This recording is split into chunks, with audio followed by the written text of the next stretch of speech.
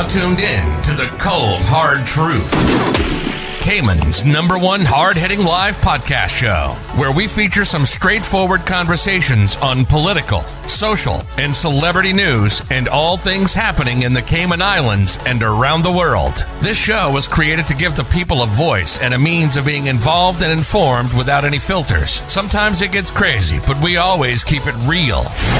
We bring you the tea, piping hot, so grab your favorite beverage and join the conversation via WhatsApp at 324-1612. Email tips@caymanmarlroad.com. Now, here's your host, Sandy Hill, broadcasting live from the beautiful Cayman Islands.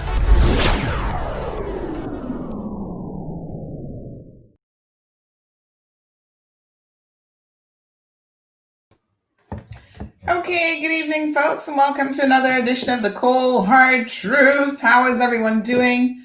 I'm sitting down this evening because I got a little therapy that we did today, some physiotherapy. So I am going to, well, first of all, it would be helpful if I actually had my mic on, but I am actually going to just sit this evening for this evening's show. As you guys know, most of the time I'm actually standing up, but how is everyone doing?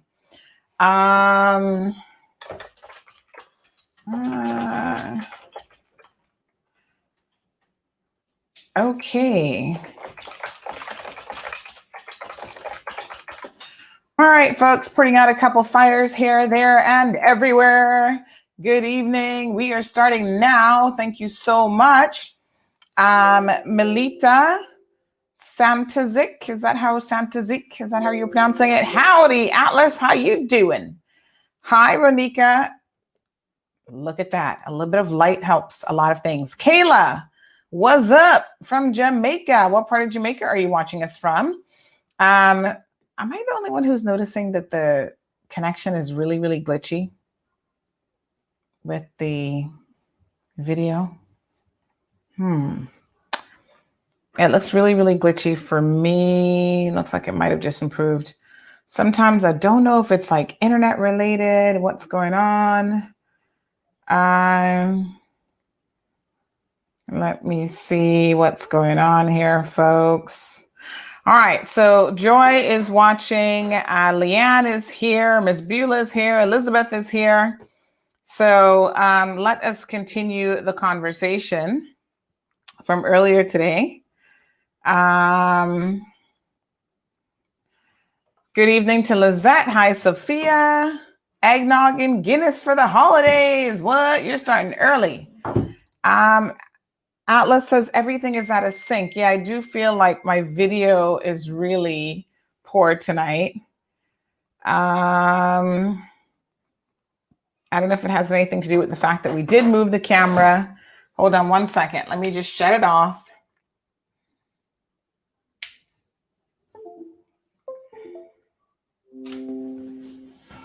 Okay, let's see if we're any better now. Just restarted the camera, folks.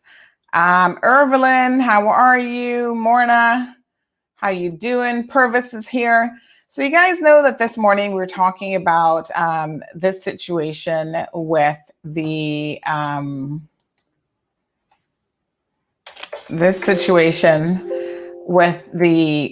couple who breached quarantine. So as far as I know, they have now left the jurisdiction, but there was a couple of questions that came up afterwards. There are people who watched the show and they had some serious queries. One of the things that we discovered, and we actually updated the story a bit later on, was the fact that apparently when they had come in, they were granted permission to stay until the 14th. My apologies. They came in on the 13th and they were given permission to stay until the 1st, which would have been their 14 days. So I was kind of wondering about that as well. Why would someone come and leave on their 14th day? Like basically someone is coming for the entire quarantine period and that's it. And somehow that got approved. Do you see how there's a number of questions that are really being asked in terms of how permission was granted to this couple to begin with? It is really, really strange, I must admit. It just doesn't make any logical sense. So maybe you guys can help me figure this out. But why would government, this quarantine department, permit someone to come and approve their trip? Because, they have to ask details, how long you're staying for, what are you doing, blah, blah, blah. And this couple says, okay, we're only here for quarantine. What are you doing here? So it really becomes apparent that from the onset that they were intending to come here on a mini vacation, which meant that they were going to breach quarantine the entire time that they were here. That's the only logical explanation that I have been able to come up with, which is really strange. My sources have told me that they did everything in their power to actually try to evade the security guard. Other people who saw the show this morning said, yeah, I saw that couple. They were at this location. They were out at this restaurant. So they were having the most fabulous vacation in the past 10 days than anyone anticipated. They were putting on hats, disguising themselves, watching the security guard very, very closely to monitor his movements to see exactly where he was moving and what was going on. So the whole thing was a setup from the word jump. And that is really, really disturbing. And what is also disturbing is now I wonder how many other people are out there doing the exact same thing. Well, here's a few that we have received, a few tips today.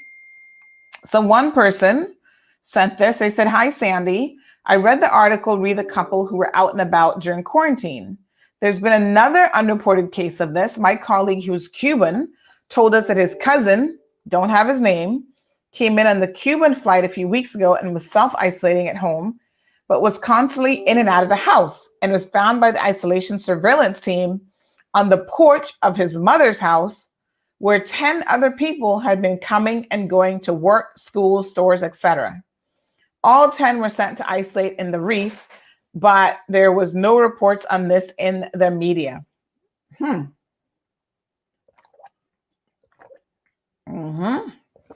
that was another report that we received. Like I said, the response that we got from the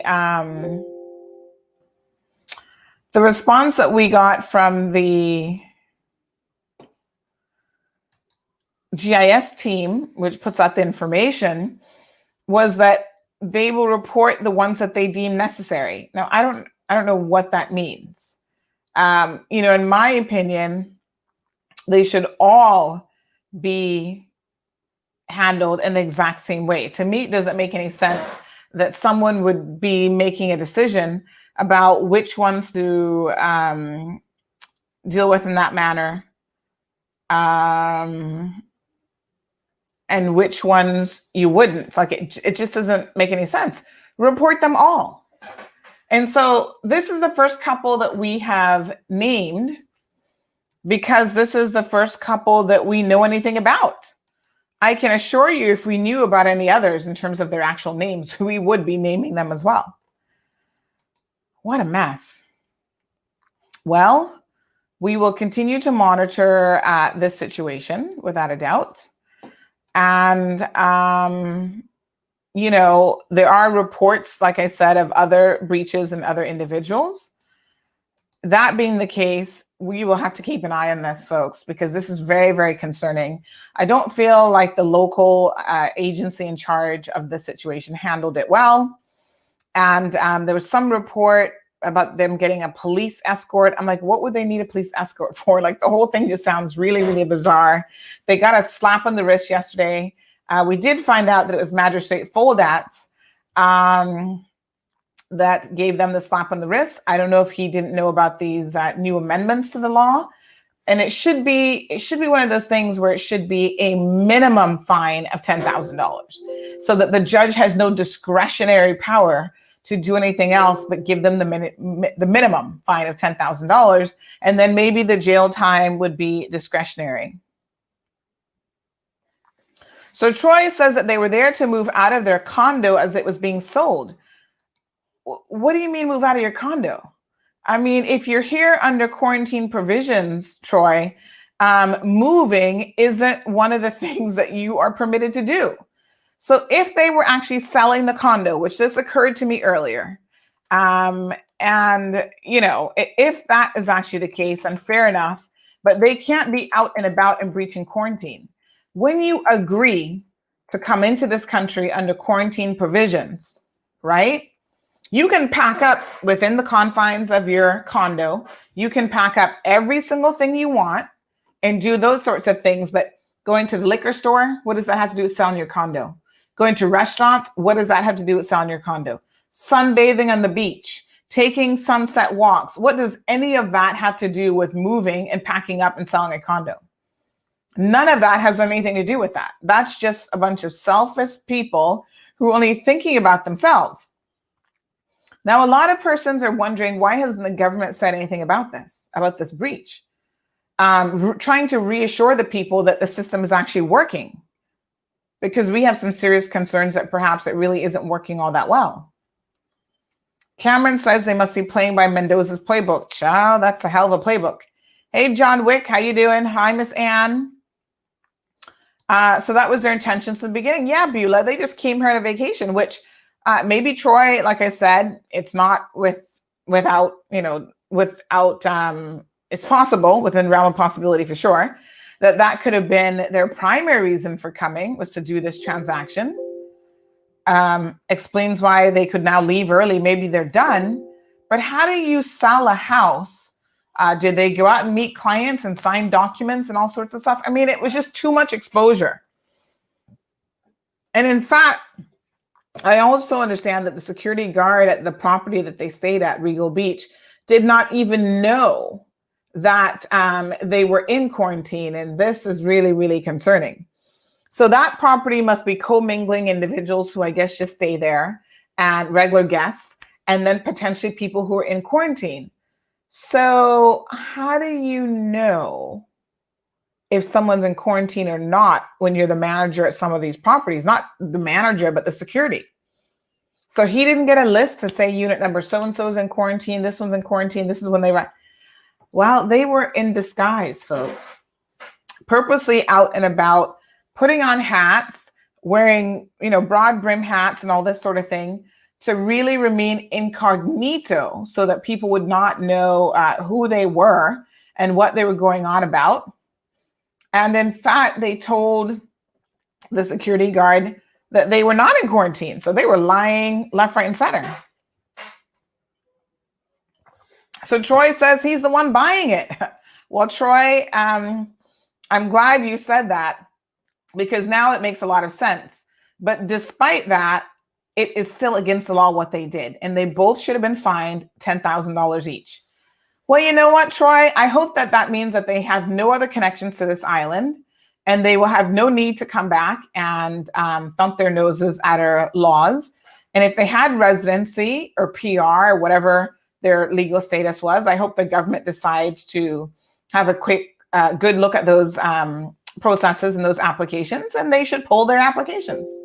There are things that people do in other countries that are far less than that they get stripped of their rights to just freely be in that country. And unfortunately, Troy, I don't know if they're your friends or they're just, you're just buying their condo. I don't really care. But what I do care about is the fact that they put the people of this country at risk, and at immense risk at that rate. As I shared earlier today, Canada has over 330 something cases of COVID.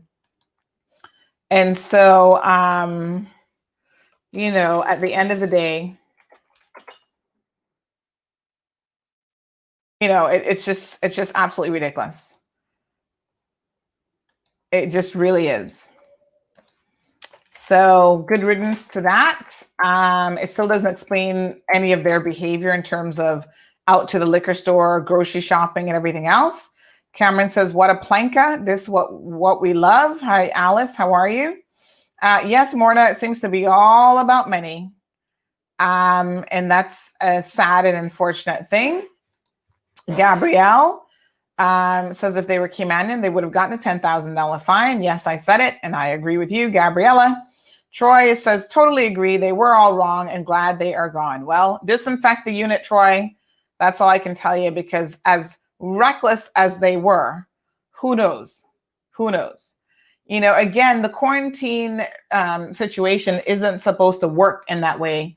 Right now, it's property owners coming in with the idea they're actually going to be staying here long term, not staying 14 days. So that should have been, in my mind, a real, ding, ding, ding. Like, oh, wow, the light bulb has just gone off.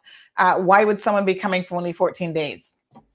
And so they had no intentions from the onset of ever respecting the provisions that are in place.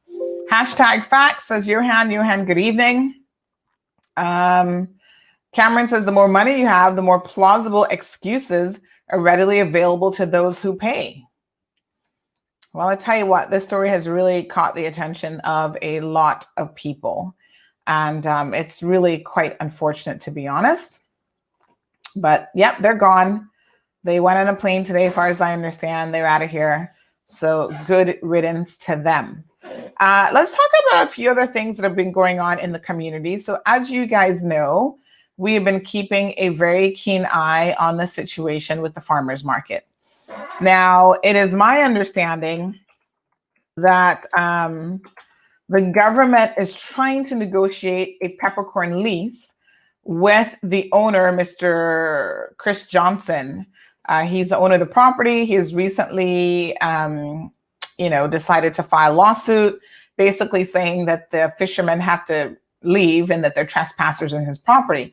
It's interesting that the lawsuit made mention of just them returning at the beginning or the end of October, and not the 20-something plus years before that they were actually on the property, which means that his lawyer probably advised him that they may have acquired some, I don't want to say squatters' rights, but pretty much. And they may have done that by, just being there for all the time that they've been there. And he's not sought to remove them or enforce any of his rights before then. So that would certainly make sense as to why, he's only mentioning a more recent date, that they just started trespassing since that particular date, that they returned to the property. Now, the interesting thing about that is I'm not quite sure how they became trespassers, because in fact, Mr. Johnson wasn't the one who said to them, come off my property, and then they left and came back. It was government who, as a result of COVID, said, we're going to remove you and put you down further down by Atlantis, because there's just more space there for you guys to spread out, be more comfortable within, the 6 feet range that we were all keeping in terms of social distancing. So for him to say that they came back without his permission, it's kind of like, they didn't really leave because you asked them to leave. They left because government said, can you do this for purposes of social distancing during the COVID pandemic? So it's a little bit of a gray area, but I'm glad to hear that at least they're in talks. We'll see how it flushes out and what the end result will be. But at this particular time, they're having a discussion about it, and they're trying to see if they can come to some agreement whereby government will actually enter into a lease agreement with this guy. And listen, if it's money that he wants, which that was obvious from the onset, then renting it to government, knowing that you're going to get a set amount per month, might not be a bad thing. Although I really think government should consider utilizing their compulsory purchase options and purchase it from him at fair market value. I mean, the land has value, right? So there is someone else had mentioned to me, and I must say that I don't have all of the details on this, but someone else said that if the government can pay $65,000 to the Caymanian Land and Sea every 3 months, which is a company run by McKeever's family, they can sure enter into a peppercorn lease with Mr.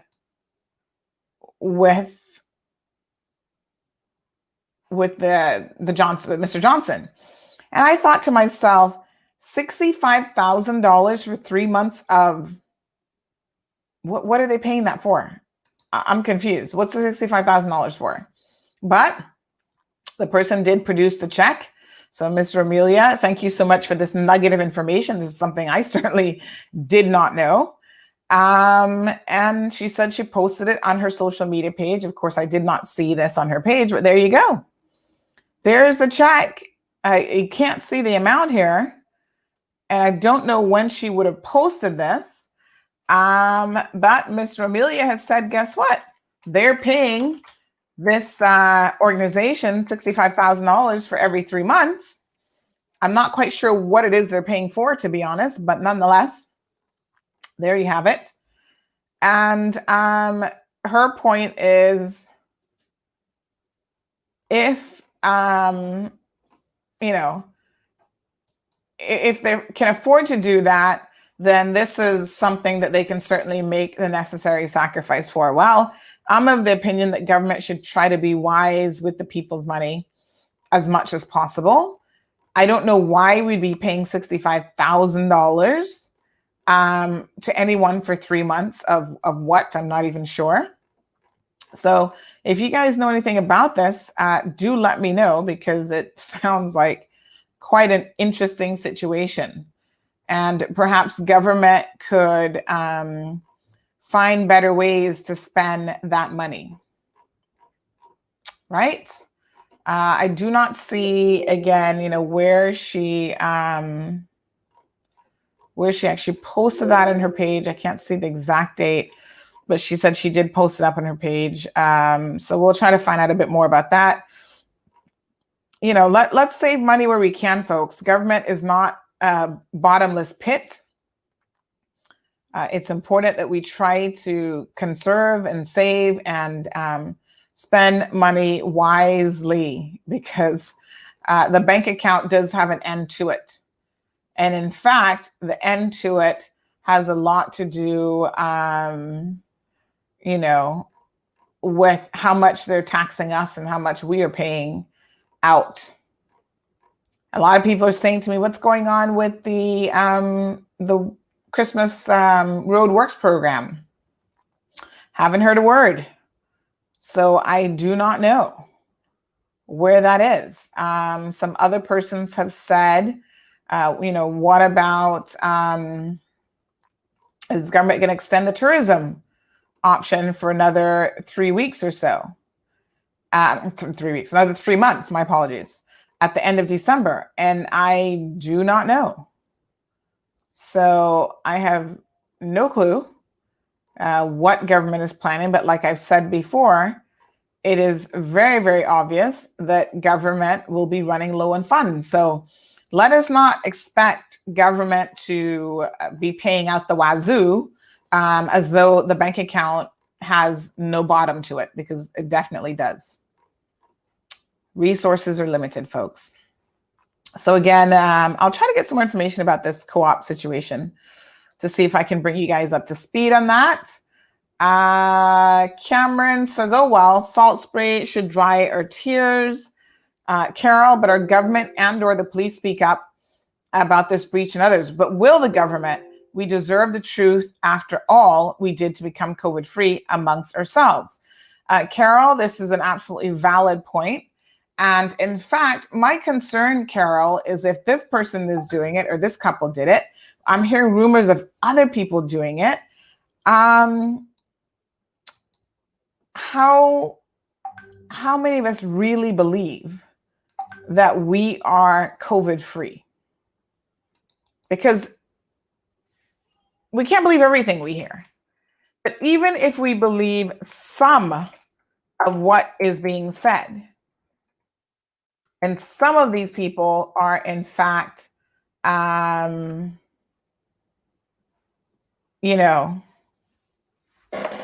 of these people are in fact breaching these provisions, and it puts us all at risk. One source said that they're not selling their condo. So we can get to the bottom of that because it's going to be fairly easy to track that kind of information down.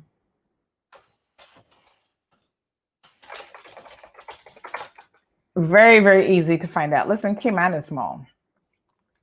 If they're selling their condo, I can assure you that we would know more than anybody else. So we will get that all sussed out here in a bit. So someone said selling, yes, but hasn't been sold. Well, Mr. Troy says that he's the purchaser. Anne says there's a law about that.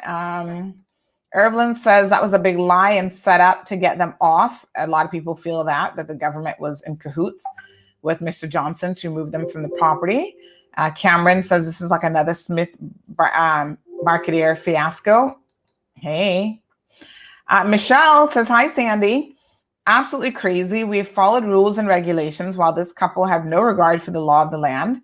I was supposed to be on that flight today with my husband who's receiving ongoing treatment for cancer.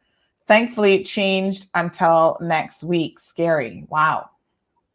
Michelle, thank you for reminding us of the fact that there are a number of vulnerable individuals, not just the elderly, but people might be vulnerable because they are diabetic. Even overweight people apparently more vulnerable to COVID.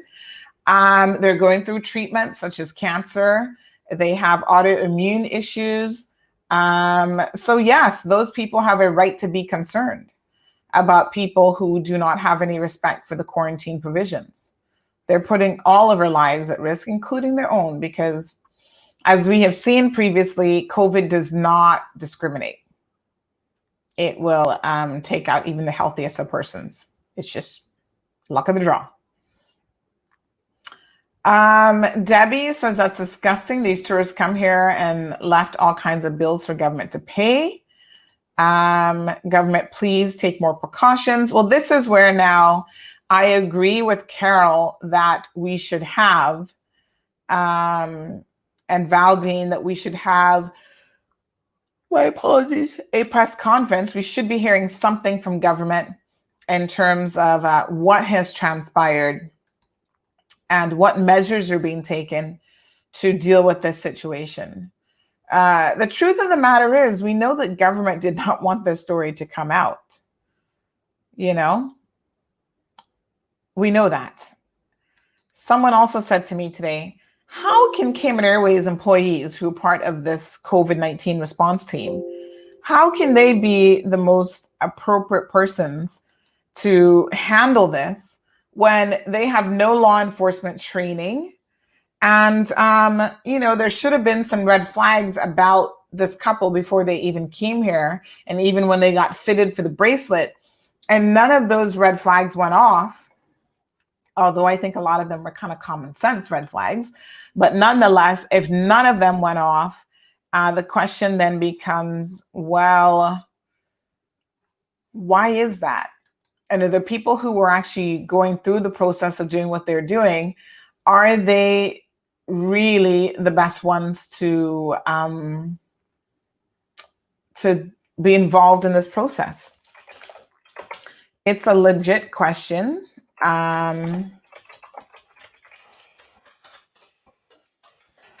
And so it raises more questions than we have answers for. So it's not an unusual expectation at this point for people to say, you know, government should really be responding to this situation. They should be attempting to alleviate the fears of the people. And if they made some mistakes, listen, we're all human beings. We make mistakes, government included. So if they realize that there's some things within their team or some team members that need retooling, retraining, and they need to tighten the situation a little bit more, then just tell us that, just admit that, because we all know that obviously there are flaws in the system. So there's no harm in saying, yes, the system is flawed, but we are taking measures to fix it. I'm concerned when I hear nothing about how it's being fixed. That's what concerns me. because then everybody buys into, well, if government isn't telling us about it, they're hiding it from us. What else are they hiding? Folks, people do not trust governments around the world. And the Cayman Islands government is absolutely no exception to that. People do not trust the Cayman Islands government. And so the way in which they can develop this rapport and this trust is to come straight to the people when something happens, admit what has happened, and how you've learned from it and how you can move forward. To me, it seems like a very simple formula, but governments don't get it. And every single time they attempt to cover up and hide things from the people, the second it comes out, the second we put it out, everybody's just like, what is the government doing? Look at Jamaica, for example. Jamaica has just been rated by the CDC as high risk for COVID-19. And yet their government, they were level 3, which is high. And now they've been moved up to a level 4, right? And other countries are a level 4 as well. Canada, the UK, Germany, Cuba, and so on.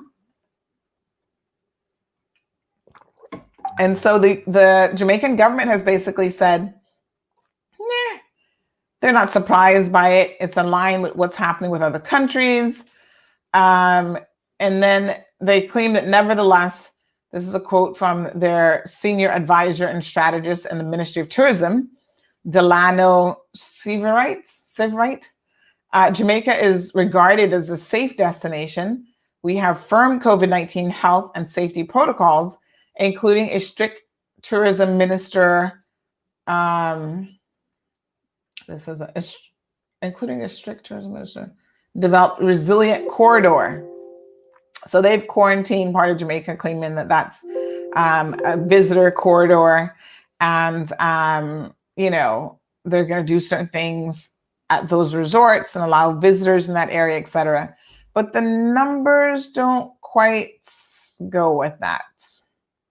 So they have a lot of infections. They've had a number of deaths, but they seem to still think that it's not a big deal that they are considered now a level 4 risk. Okay. Nancy says, are the bracelet meant to notify someone if they move out of their accommodations? Yes. So these bracelets, we'd gone over this sometime before, but it's probably worth saying again. They are something called the I Am Smart bracelet technology. My apologies. Anytime I sit, the yawning just comes on. That's why most of the times I do stand to do my show. So these iSmart bracelets, we purchased phones to go with them, but my understanding from the material that I read is that you could use them with any smartphone. Maybe government didn't think that people had a smartphone. I don't know. But they purchased the smartphone devices to go with them. So that has to communicate with the bracelet, and they geo-track you. So they put in a geofence for whatever area you're supposed to be in. So yes, if you leave that area, that is going to notify, because your phone, will notify them that you've come out of the geofenced area. And then you will get the monitoring center, which is also being monitored by 911, will receive an advisory that basically indicates that someone has breached the quarantine. So what this particular couple was doing, however, is they were taking the bracelets off and leaving them right next to the monitoring device. So it was still showing them as being very much, right where they had been. It didn't show them as being out of the area. Alarming. Concerning. Yes, absolutely. So it looks like these bracelets are easy enough to fool. That's a concern. a major concern, actually, because if they were that easy to fool, whew, what next? We'll see.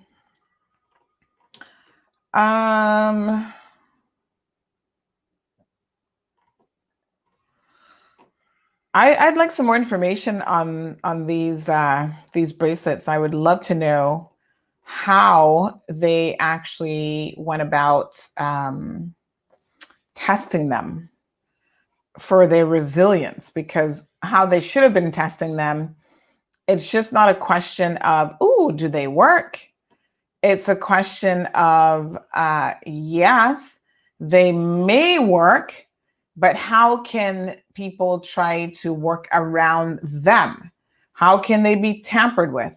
That's the level of resilience I do believe should have been deployed when it came to testing these items, but these devices, but that wasn't done. So, not good.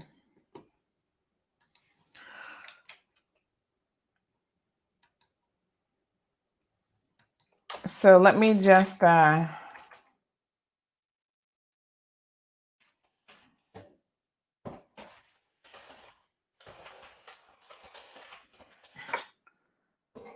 see. We've got some other messages here.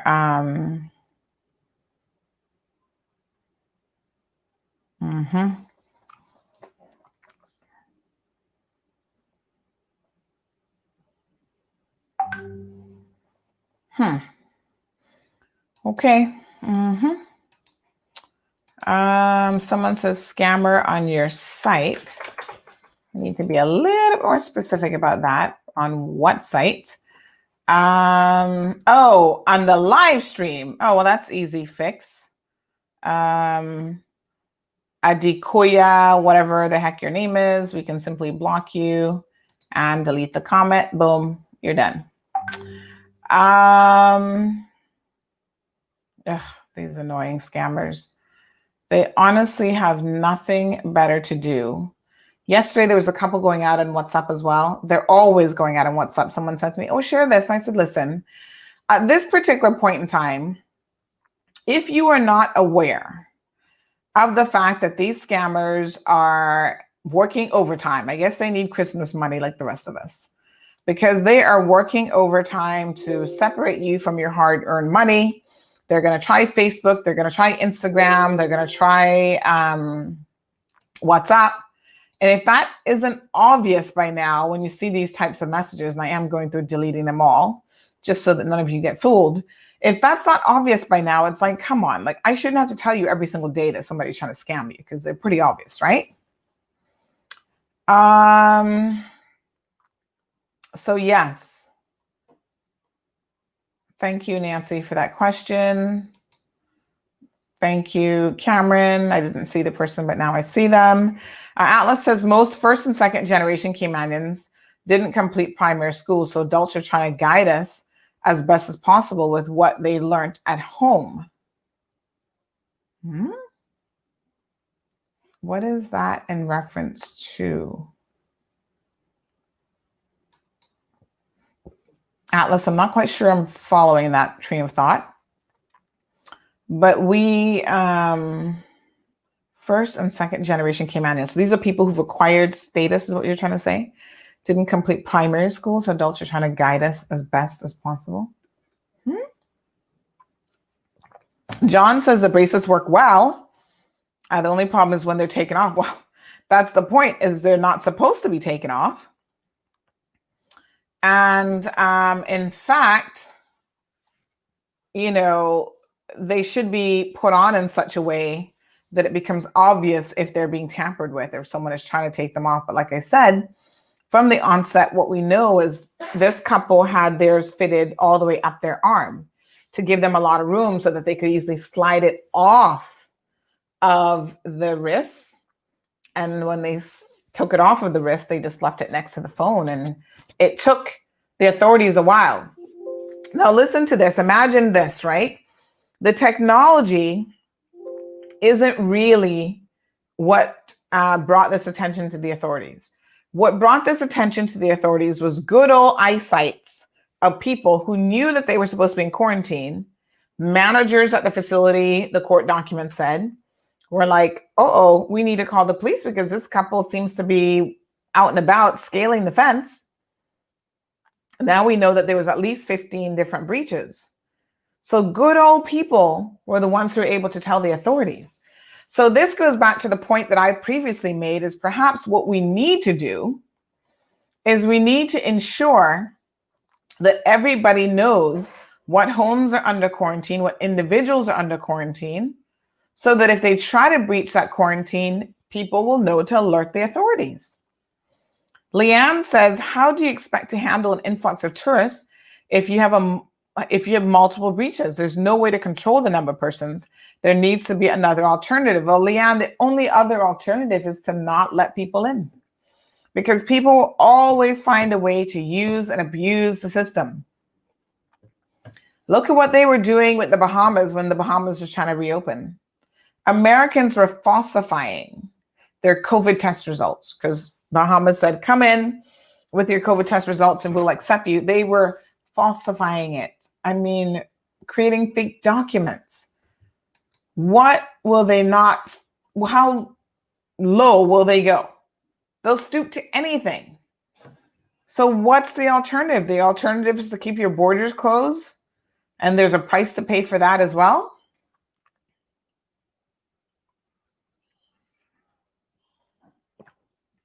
Carol says that they use them in the UK and Singapore, but guess it's easier to keep track of people in high-rise apartments, and they have a larger population to employ more security.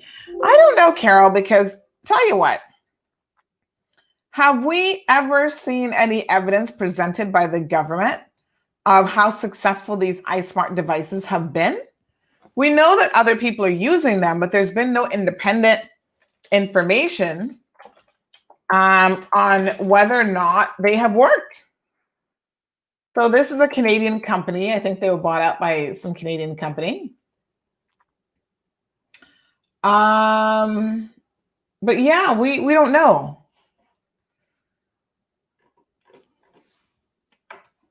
We have no clue if they are, yes, they've been using them elsewhere, but do they actually work? The articles, when I was doing my research for the initial article explaining how they work, all of this information was a bit old in terms of like March, July. So it was dated information. Nothing has been updated. There's nobody tracing it to say, does it work? Does it not work? Who knows? We do not know. So yes, the government has partnered with this I Am Safe wristband bracelet, part of the company called TraceSafe, and they do, device monitoring, but no data on how successful it has been anywhere, including the Cayman Islands.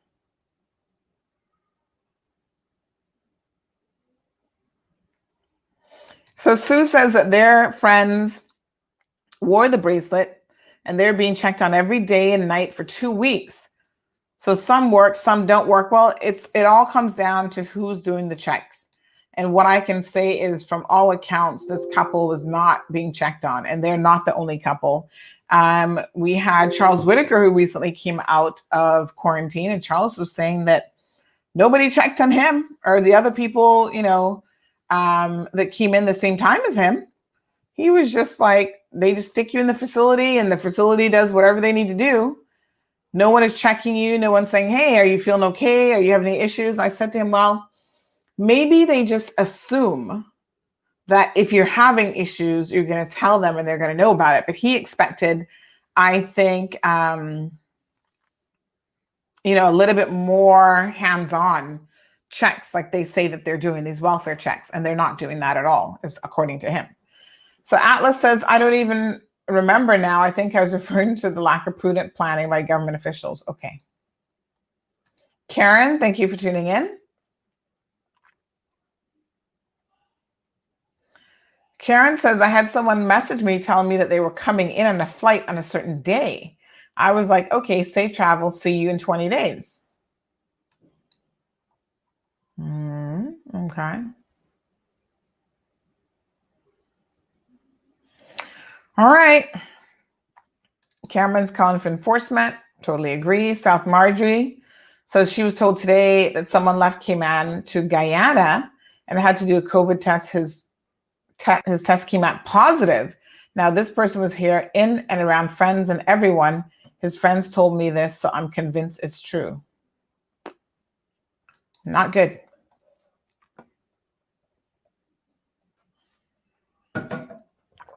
I don't know. I just don't know. All I know is there are a lot of stories in circulation about people breaching quarantine.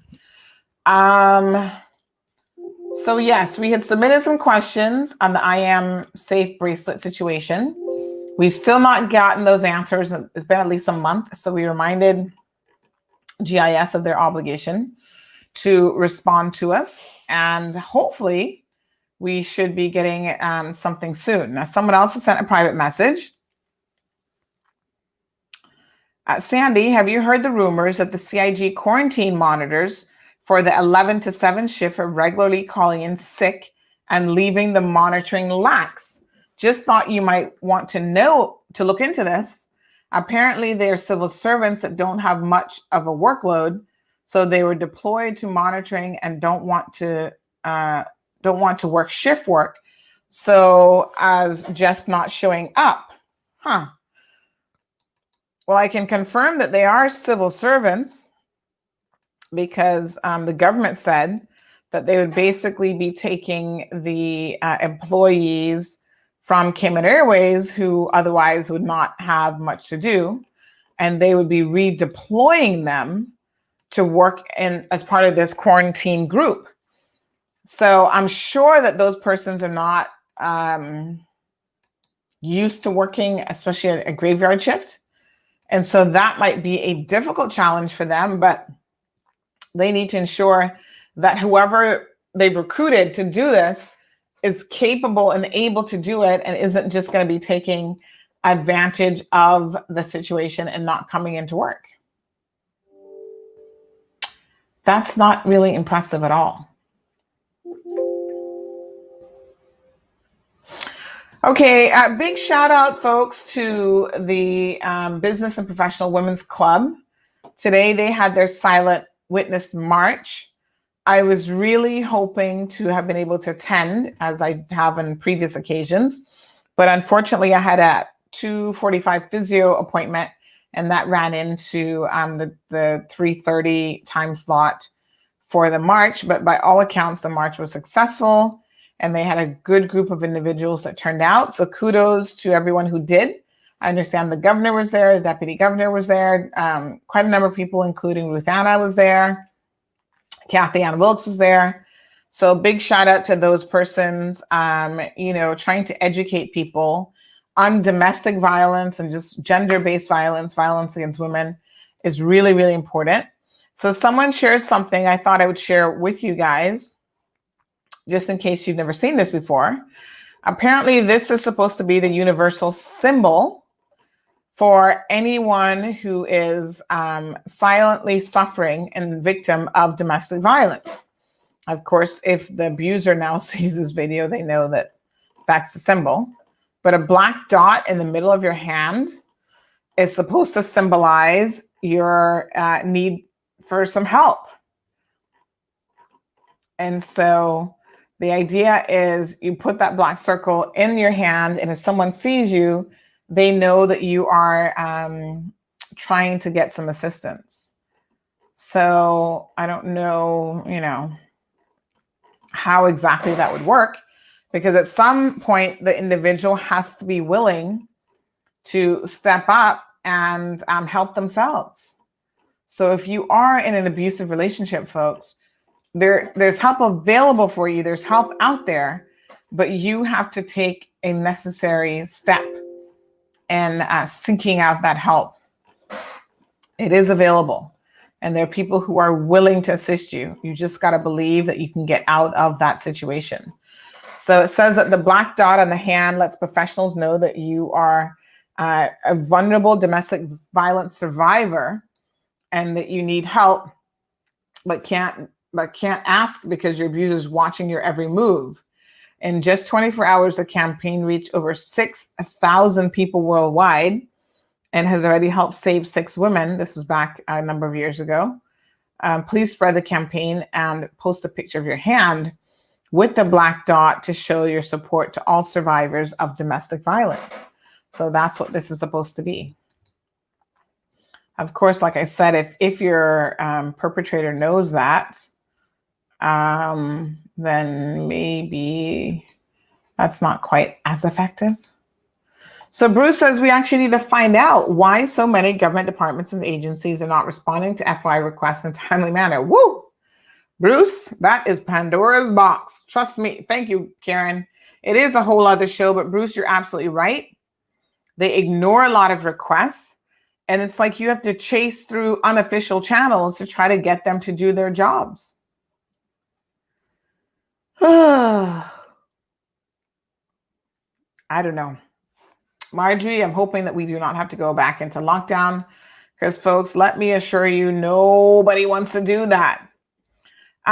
Do check out our community calendar of events. Keeps you updated on meetings and everything else that's happening here in the community. The Cayman Islands People's Party had their Bodden Town meeting last night. And I think they have another one coming up here in a few days. They've been going through and having a number of events. The Cayman Islands AIDS Foundation is having their annual dinner, drinks, and drag show on Saturday at the Marriott. They have given us several tickets. So if you are interested in going to that event, we do have a pair of tickets. Reach out to me and I'm happy to give you a ticket. It's always a nice time. It's a drag show, it's a dinner, and it's also a fundraising event for this organization. So this organization, does a lot of HIV and AIDS related programs, and they fund that partly by the fundraising events that they host. So they do like cookouts and food selling and so on. And this is their largest annual event that they have that's on the calendar, folks. Oops, my apologies, wrong picture. So do, show your support for that organization. Come on out and let me know if you'd like a ticket because we do have some tickets to give away. So thank you to Mr. Noel Cayasso for his hard work with that organization, his continued hard work now with the LGBTQ Foundation as well. Let me just see what else is going on. So community events, we've got a calendar on the website, folks. You can just go on it and it'll show you what events are happening for the day and you can go forward as well. This evening at 7 o'clock, there should be a meeting happening with the Nicaragua group. They are sort of trying to now organize themselves to get funds initially in the first stage to the people in Nicaragua. So they've said, listen, they're having a meeting at Lion Center at 7 o'clock this evening. They don't want people to start packing up clothes and shoes and whatever because they're not there yet. There are logistical issues of how to get those things to the people who need them. Where they are, clean water, maybe medicine and some other necessary things to go towards shelter. They can purchase those things actually for cheaper in Nicaragua than purchasing them here at an exorbitant rate, shipping them, which will cost even more, and then getting it all the way to Nicaragua. So the first phase, and the Red Cross has explained this before, is to actually get cash that can get to organizations on the ground, trusted organizations, such as the Red Cross, such as humanitarian organizations. So for the past 2 weeks, Nicaraguans in Cayman have been making the necessary connections with people that they can trust on the ground there, because trust is a big issue with, especially when you're sending money, to ensure it's going to be utilized in a manner to really help the people who are most vulnerable and most in need. And we've seen people in Honduras and Colombia having the exact same concerns, that it's not going to reach the people. The government, officials will confiscate stuff at the borders, and they'll take what they want. And some of it gets discarded and thrown into the landfill because they don't need your old clothes right now. What they need is some of the basics: shelter, clothing, medicine, clean water, access to clean water, and those types of things. So packing up your closet and sending to them is probably not something that is going to be awfully beneficial to them at this particular time. So let's follow the recommended protocol as it relates to those donations. And we should have some more information hopefully tomorrow to provide you guys in terms of that. And finally, in cruise ship news, in case you guys missed it, the CDC has backtracked a little bit with their most recent advisory, which was, I think, about 3 weeks ago, the first of the month. And now the CDC is saying that no one should be traveling. So they're advising again their American citizens to not take cruises at this time. They've gone from a level 3 warning to level 4 warning as it comes to taking cruises. And we think that this is in direct response to the Dream, what was it called? Dream whatever ship that went out and about yesterday, that actually led to 9 people. That was 7 visitors on board the cruise ship and 2 crew members being infected with COVID-19. And no telling how many since then, because they would have all been exposed to the same group of individuals. And they said that they were having, the whole, oh yeah, we're going to do, we're going to do all these protocols in place, strict protocols. And do you know that they weren't even initially requesting people to wear masks? How strict of a protocol can you be when you're not wearing a mask? And masks have been shown to work. That's the crazy part.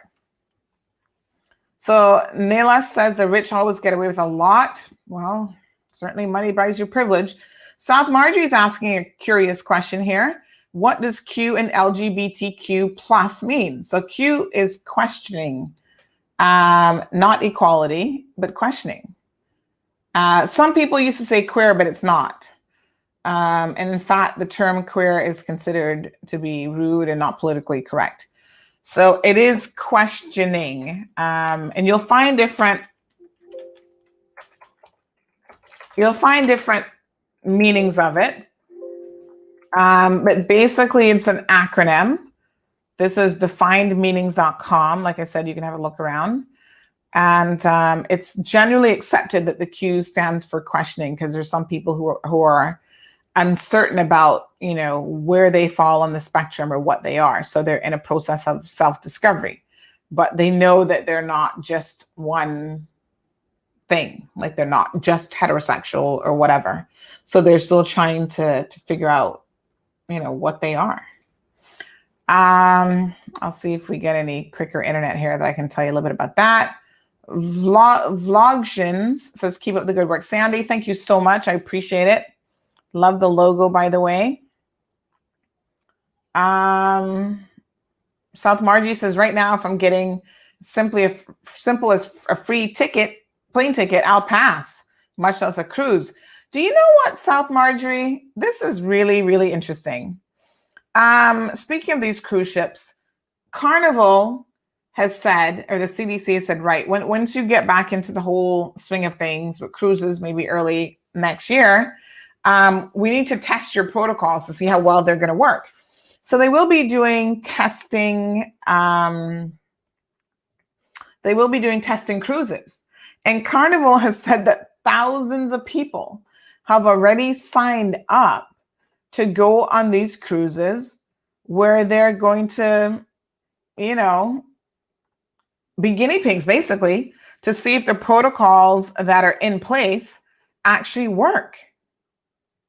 Wow. I thought to myself, these people are brave or stupid. I don't know which one. But there you go. So, yes, let me give you, so according to a couple sources here, so some people do have it as meaning queer, but I think that that's an older definition. I think now it's questioning. So it says sometimes when the Q is seen at the end of LGBTQ plus, it can also mean questioning. The term describes someone who's questioning their sexual orientation or gender identity.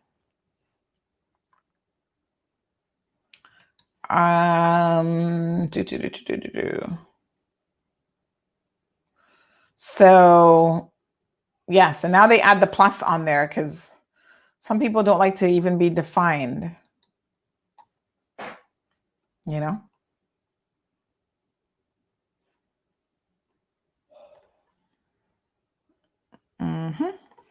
All right, good folks, that's all she's got. South Marjorie is referring to the cruiser. She says they're both brave and stupid. Once these cruise commences, we're going into phase 2 of the global pandemic. God help us, phase 2. Girl, we're already going through, well, not we, the Cayman Islands, but the world is already going through the third wave of this thing right now. So it's crazy. All right, so tomorrow is Wednesday. Please don't forget that it's Caribbean Connection Wednesdays. So we'll have Danica here. Maybe we'll have Jackie from the Miami Herald. We also have a business coming in because Wednesdays kind of shares a little bit of time with everybody's business. So folks, if you are a, thank you, Atlas, you must have read my mind. If you are a small business owner and you are interested in promoting your business, or even medium or large businesses, doesn't really matter what size your business is, but if you are interested in promoting your business, then Cayman Mall Road is the platform for you. So we dedicate Wednesdays to the Everybody Business segment, where basically you can come on the program and you can tell us all about your offerings and what your company is all about. We have other advertising options available to you. So, you know, you can do an advertorial, you can do, like I said, the Everybody Business segment. So there are tons and tons of opportunities there. So tomorrow we will have a company who's coming in. They've got something fantastic going on for the holidays. Everybody's trying to spruce up for the holidays. So the name of this company is Refresh. So stay tuned to find out a little bit more about what they have to offer. Don't forget, folks, if you've got a tip for us, 324-1612 is the WhatsApp tip line. You can send us your videos, your tips, the whole 9 yards. And we will certainly we would be certainly happy to get all that information from you. We are working on a couple stories and of course, everything that's happening on the political front, we are very much on top of. Good folks, that's all she wrote. I'll see you guys at 7:30-ish in the morning. Have a wonderful evening and be safe and good night. Thank you for tuning in to another edition of The Cold Hard Truth. Make sure to check Facebook for showtimes and more information and the latest news at CaymanMarlRoad.com. Subscribe to our IG and Facebook pages to get the latest happenings.